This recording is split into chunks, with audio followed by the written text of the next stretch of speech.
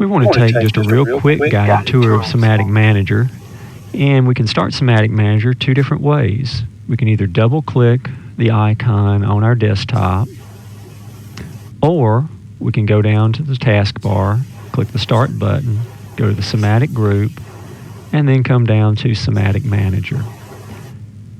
And if this is the first time that you've run Step 7, you're going to get a window pop up that's called a New Project Wizard. And this is really for someone who's going to create a new project, start with a new hardware configuration, write their own program. That's not what we want to do. We can either cancel. If we don't want to see this again, you can uncheck that checkbox and then click Cancel.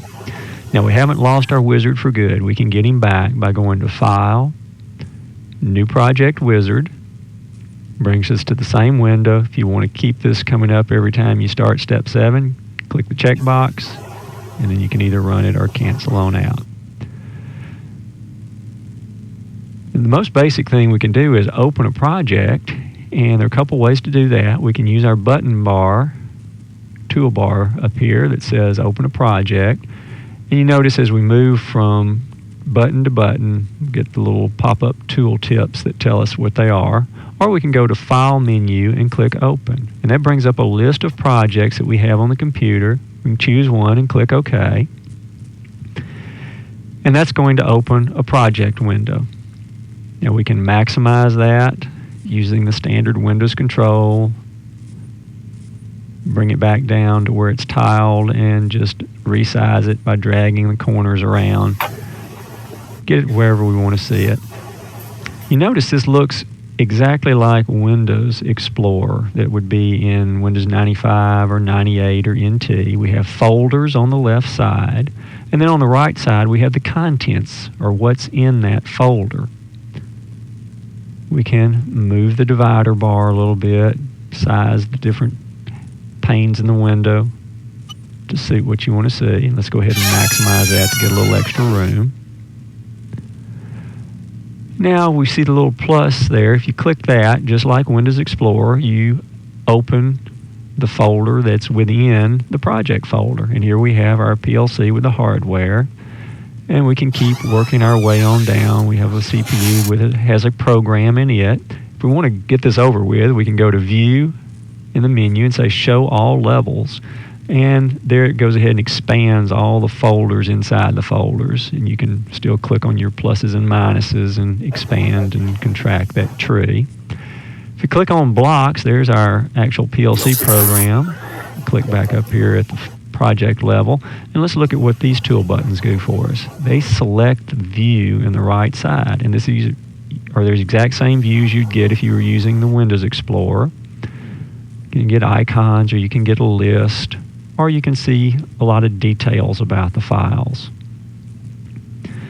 This gives us the most information, symbolic name if we had it, the type of object it is, the size, the author, the time and date stamp when it was last modified, and any comments that you might want to put in about the different objects over here.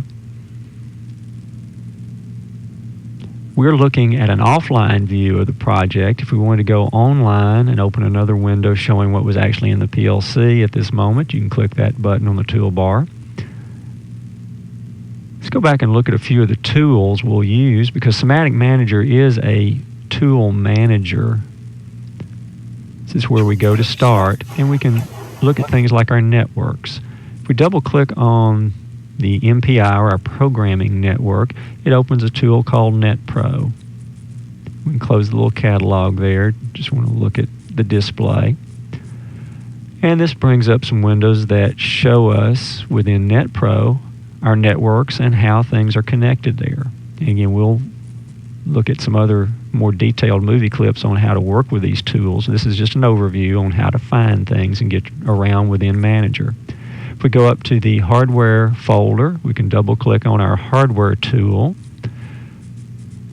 Our hardware configuration tool opens, brings up a catalog of all the different Step 7 devices that we can work with. If we open the Simatic folder and look in the CPU folders, you'll see we've got different hardware devices we can add to our configuration. And again, we have a split window like we did back in Somatic Manager, where we have an overview at the top showing the PLC and the remote I/O, and at the bottom we see details about that. Whatever you click on in the top view, you see details in the bottom window. Okay, we can close our hardware configuration tool, look down at our program block, and what we've got there is the actual PLC program. And we won't worry about what the blocks are right now. We just want to look at one. If we double click or right click, we get a pop-up menu that says Open Object. Either one will get you there. And we get over to our ladder editor, because this program was written in ladder logic. We see our ladder at the bottom. If we close the bottom window, we get rid of just that block. If we close the upper window, we close our entire editor. So we could actually move from block to block within that editor. Okay. Within this project, we can use some more Windows type commands. If we go up and want to duplicate this station, we can use the copy button, click back at the project level, and paste another PLC station into our project. And it'll take a second while it reconfigures everything. But when we get through, we're going to have another station added that's just a complete duplicate of the first. You see there we have another S7315. It's put a 1 on the end, but there's our same program, and there's our same program blocks within that. So it's very easy to duplicate and move items around. If we go back to our project, bring up NetPro, our network tool again, we see, well, we've added another PLC, but we haven't connected him to the network yet. It's a real easy tool to go out and see how our networks are looking. And again, that's what Manager does for us. It lets us manage all the things in a project and the tools to work with those. If we want to change the look of Somatic Manager, we can use the options Customize and change several different things. We're going to, again, go into details on looking at a lot of these items in individual movie clips. But they let you do the things such as what archive program you want to use, the languages that you're displaying in. And again, that was by going to Options and Customize to bring that up. Okay. Once again, we're looking at something that looks very, very much like Windows Explorer that you're used to seeing in Windows 95 or NT or 98, whichever one you're using. Okay, we can close our manager out now, and we're back